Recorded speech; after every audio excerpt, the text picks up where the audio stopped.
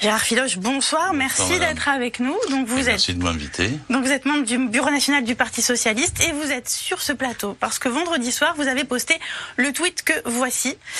On va le voir. Donc c'est un photomontage, alors un photomontage antisémite où on voit un Emmanuel Macron qui domine le monde, le bras orné d'un brassard, détournement du brassard nazi avec le signe dollar qui remplace la croix gammée.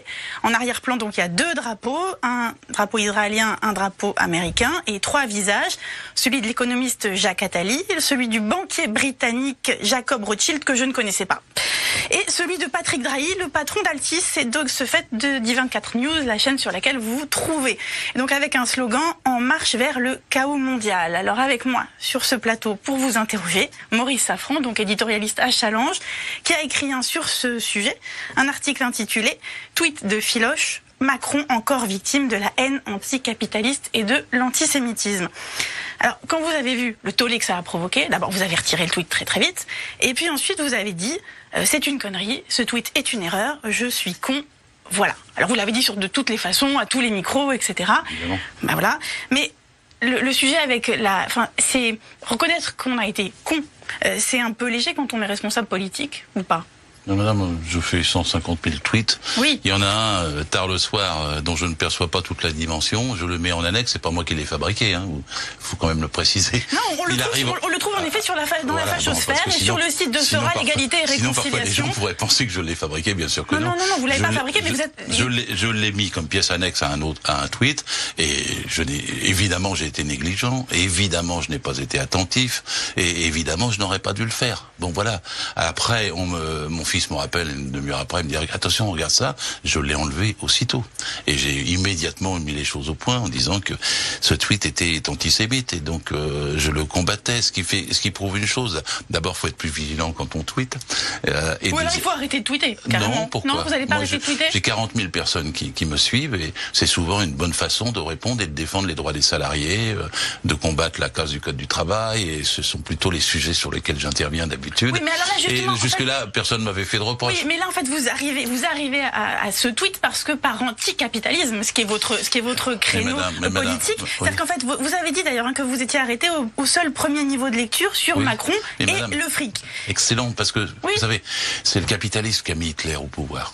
On est en train de commenter le prix Goncourt de Éric Vuillard et qui s'appelle l'ordre du jour. Je l'ai lu, c'est magnifique. On voit les 24 chefs capitalistes en Allemagne qui déposent leur veston et qui vont à une réunion où ils vont choisir Hitler. Hitler a été choisi par le capitalisme. Et être anticapitaliste, madame, c'est aussi être antiraciste. C'est aussi être contre l'antisémitisme. Moi, je hais l'antisémitisme. Gérard Filoche, laissez-moi le dire, parce que c'est quand même l'enjeu. Je hais l'antisémitisme, je hais le racisme. Je suis un militant de toujours, ça fait 55 ans que je milite, c'est dans mon ADN. Je ne sais même plus compter le nombre de manifestations, de tracts, de meetings, de concerts que j'ai organisés contre le racisme. Je ne suis pas susceptible d'être mis en cause. La seule chose qu'on peut me dire, c'est ce soir-là, t'as fait une connerie, mais ça, je l'ai déjà dit. Gérard Filoche, l'antisémitisme, c'est le socialisme des imbéciles, c'est ce que disait Auguste Bebel, le président du SPD allemand au tout début du XXe siècle. C'était donc une formule cinglante. Le socialisme des imbéciles, c'est l'antisémitisme. Là, pour le coup, vous avez donné dans du socialisme des imbéciles. Je n'ai pas donné. Si j'avais vu, et redisons ce que nous disions et ce que vous disiez si bien à l'instant. Ce tweet-là, je l'ai mis par erreur, sans comprendre sa portée au moment où. C'est techniquement. Mais le brassard, on le voit. Le brassard nazi, on le voit sur ce tweet. Mais même, madame, des dessins contre Emmanuel Macron, il y en a plein sur Internet. Et très souvent, ils sont mérités. C'est quand même le candidat de l'argent. C'est quand même le président des riches, comme on dit. C'est quand même le président du... C'est quand même le président... Le brassard nazi détourné, le drapeau israélien, le drapeau... Mais vous pouvez montrer tout ce que vous voulez. Je suis contre ce tweet. J'ai dit qu'il était antisémite et je l'ai retiré. Que vous le montriez... Arrêtez aussi un petit peu, parce qu'il y a tellement de gens qui le montent maintenant, qui font beaucoup plus de publicité à ce tweet. Non, vous pouvez pas retourner. C'est vous qui avez pris cette responsabilité de l'envoyer sur Twitter. 40 minutes, madame, j'ai surtout pris la responsabilité de l'enlever. Et je dis à ceux qui le remettent partout, arrêtez. Vous êtes contre ce tweet, mais il n'empêche que il y a des militants autour de vous, soi-disant socialistes, soi-disant de gauche, qui sans votre accord, sans doute, je ne mets pas en doute votre parole, qui, sans votre accord, ont des gens de gauche. Donc c'est maintenant, je vais vous poser une question. Oui. Vous conduisez, on peut absolument être contre la politique de l'actuel président de la République, on peut être pour une politique beaucoup plus à gauche. Anticapitaliste, c'est parfaitement respectable. Vous conduisez depuis 6 mois maintenant, depuis 9 mois, depuis 1 an, une campagne d'une violence inouïe. Tout ce que vous dites, vos thèmes, la façon de le dire, la haine qui exude de ce que vous dites, pas le fond, la façon dont vous le dites, les mots que vous utilisez, sont d'une telle haine que finalement, la fin logique, c'est cette bourde absolument incroyable. Parce que quand on pense au procès que nous avons fait à Renaud Camus pour avoir dressé une liste de juifs collaborateurs de France Culture, 10 ans plus tard, Renaud Camus n'est pas sorti de cette affaire et il n'en sortira jamais.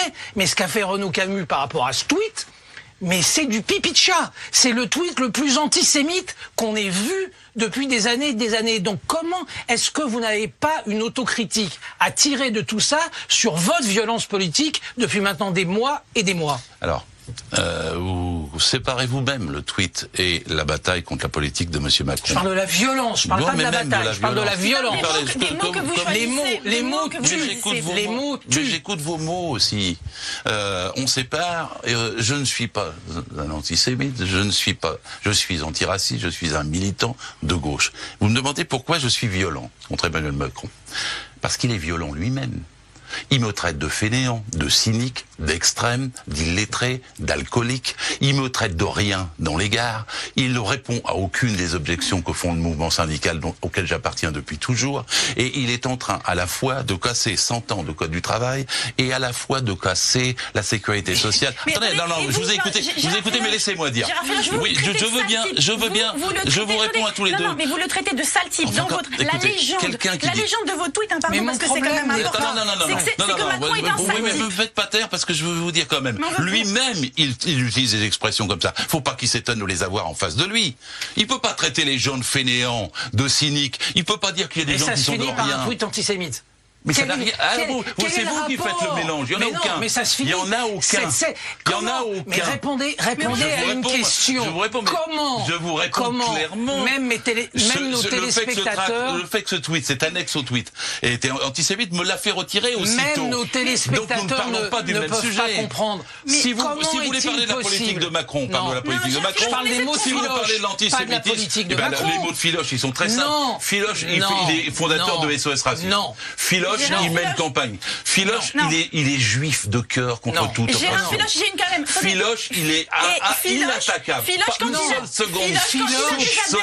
messieurs, quand Filoche a des adversaires, pour reprendre votre mot, quand Gérard Filoche a des adversaires, il les traite de salauds. C'est comme ça que vous faites à force. Non, mais à force de transformer vos adversaires en salauds. Vous aviez écrit sur Christophe Margerie quand il est mort en octobre 2014.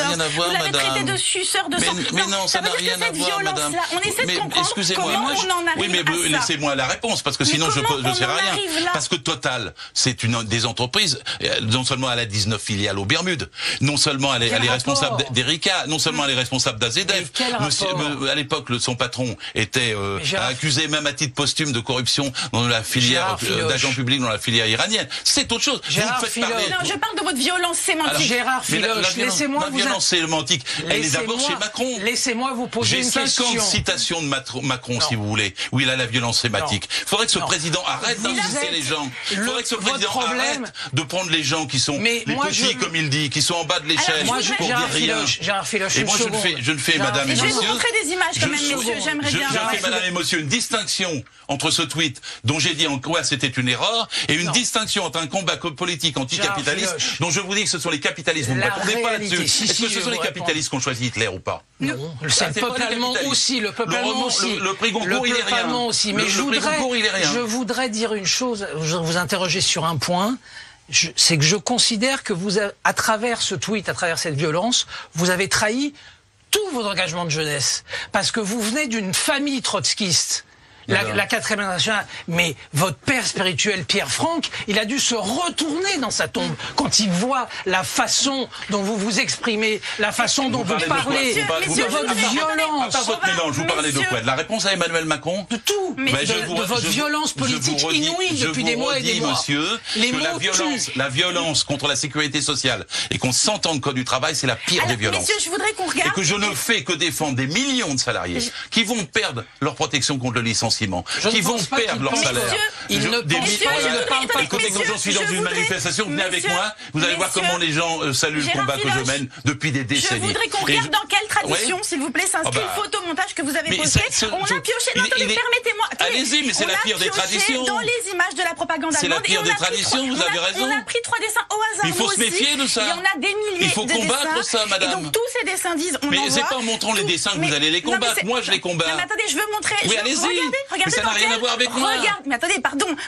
Pardon quoi? Mais parce que le photomontage que vous avez tweeté s'inspire je suis d'accord avec vous, il est antisémite. Directement de cette tradition-là. Je suis d'accord avec vous et je l'ai retiré à cause de ça. Et alors, qu'est-ce qu'on voit dedans? Qu'est-ce que vous voulez démontrer? Regardez ce que ça dit. Qu'est-ce que vous voulez démontrer? Ce que ça dit, Gérard Filoche, ça dit que c'est l'argent. Essayez toujours, vous démontrez rien. Je combats ça comme vous. Mais pourquoi vous avez commis cette erreur? C'est ça qui est intéressant. Regardez-le. Parce que j'ai pas été vigilant ce soir-là. Attendez, Gérard Filoche, dans ces cas-là, pourquoi vous nous dites pas? Vous voulez me faire un procès sur autre chose. C'est vous qui faites un montage. Et moi, j'attire l'attention de tout le monde de se méfier de ce genre de montage. Puisque j'en ai été malheureusement victime. Que vous aviez bu ou alors que vous étiez drogué ce soir-là. Je partais le lendemain matin à 4h du matin, je dormais. On m'a réveillé, je dormais, on m'a dit regarde le montage et je l'ai réveillé, je l'ai enlevé. J'ai une question à vous poser. Je suis troublé parce que je n'ai pas été vigilant. Vous n'êtes pas troublé que votre dialectique contre le président de la République, et vous avez parfaitement le droit de combattre le président de la République. C'est la même que celle de l'extrême droite. L'homme qui n'aime pas les Français, l'homme qui ne connaît pas la France, mais c'est pas des amalgames. Vous seriez capable, avec ce que vous dites, vous seriez capable, avec ce que vous dites, de faire des tweets comme ça. Parce que vous êtes en train de faire un amalgame. Vous êtes en train de parler comme l'extrême droite parle. Elle aime bien mêler la gauche et la droite. Mais la gauche, c'est le peuple, c'est la classe ouvrière, ce sont les salariés, ce sont ceux qui produisent. Je suis un ouvrier. Mon père était ouvrier. Et donc je sais comment je parle. Et là, c'est vous qui essayez de faire. C'est vous qui essayez de faire un amalgame. Et moi, je suis très clair. Je dénonce ce tweet et tout ce qui est antisémite. Et j'espère que beaucoup de gens m'entendent. Parce que comme je suis un militant depuis 50 ans contre l'antisémitisme, comme je suis un militant contre le racisme, comme je suis fondateur des SOS Racisme. C'est ça ma question. Est-ce que vous avez honte ce soir? Non, madame, parce que je suis un combattant contre le racisme. Et donc je n'ai aucun problème, sauf sur un point. Ce soir-là, vendredi, pendant 40 minutes, j'ai par inadvertance laissé passer un tweet. Vous vous baladez par hasard. Par inadvertance, et dès que je l'ai su, madame, dès que je l'ai su, ne faites pas mon procès comme ça. Dès que je l'ai su, je l'ai retiré. Dès que je l'ai su, je le retirais. J'ai essayé de comprendre. Et tout le monde a pu voir mes excuses. Avec Maurice Safran, on a même essayé de vous trouver des excuses en se disant que peut-être, vous devriez continuer à le faire parce que c'était la violence qui vous habitait, qui vous avait emmené là. Voilà ce qu'on a pensé. Vous dites que c'est même pas ça. Mais bien sûr que alors c'est même pas la violence qui vous habite, qui vous a amené à faire ça. Je suis pas habité par la violence, madame. Quand on vous lit Gérard Filoche depuis des années. Quand c'est le cas du travail, c'est violent. Je ressens ça comme une brisure terrible. Vous avez absorbé tellement de violence pendant toutes ces années que vous en arrivez là. Madame, comme tous ceux qui souffrent au travail, qui sont licenciés, on a 6 700 000 chômeurs. Moi, je suis pour l'augmentation du SMIC. Je suis pour la retraite à 60 ans. Je suis pour les 32 heures par semaine. Vous imaginez si tous les anticapitalistes de France en arrivaient à ce que vous êtes? Mais madame, le capitaliste, c'est lui qui nourrit l'antisémitisme. Je vous répète, lisez le Goncourt. À ceux qui m'écoutent. Mais non, madame, on est honteux. C'est de la langue de bois. Je répète à ceux qui m'écoutent. Vous n'êtes pas troublé. Je répète à ceux qui m'écoutent, lisez le Goncourt. Lisez la façon dont les capitalistes ont mis Hitler au pouvoir. Et comprenez une chose, le capitalisme, c'est la compétition, c'est la concurrence, c'est la violence. Il faut une autre société. Vous dénoncez le capitalisme juif, c'est curieux. Madame, faut une société de fraternité. Faut une société où les richesses soient redistribuées. Non mais on le voit, la fraternité, c'est la fraternité. Manifestement, la fraternité vous anime, Gérard Filoche. Vous y revenez, mais je vous ai déjà dit ce qu'il en était. Je vous répète pour quelle société je lutte. Je lutte pour une société où les gens bénéficient des richesses qu'ils ont produites. Je ne veux pas croire qu'un homme féru d'histoire comme vous êtes, et je vous prends pas pour un imbécile, moi. Donc soit vous êtes un imbécile, alors écoutez-moi, madame. Soit vous êtes un salaud. Alors écoutez-moi, madame. La question clé, c'est aujourd'hui d'avoir une société où on distribue les richesses, où les gens puissent fraternellement ne pas chercher le bouc émissaire, ni bouc émissaire juif, ni bouc émissaire arabe, ni bouc émissaire de quoi que ce soit. Nous sommes des citoyens et nous sommes en même temps en droit d'attendre d'un président de la République qui ne crée pas une situation de violence, qui ne traite pas les grévistes de fainéants. Mais vous avez créé la situation de violence. Vous non, pouvez monsieur, pas dire ça. Les ouvriers ne parlent pas du président comme vous. Ils ne parlent pas, c'est pas vrai. Ce n'est pas vrai. Pacifique. Vous pourrez rien trouver. Vous n'avez pas. Vous pouvez regarder ma vie entière, mes journaux. Vous êtes d'une ultra-violence. Dans les mots. J'ai publié 37 livres. Lisez-les, vous verrez s'ils sont violents. J'ai fait des milliers d'articles et d'émissions. Vous voyez bien. Mais moi, je vous remercie, mais pas de faire le mélange entre les deux et pas d'écouter mes excuses que j'ai faites.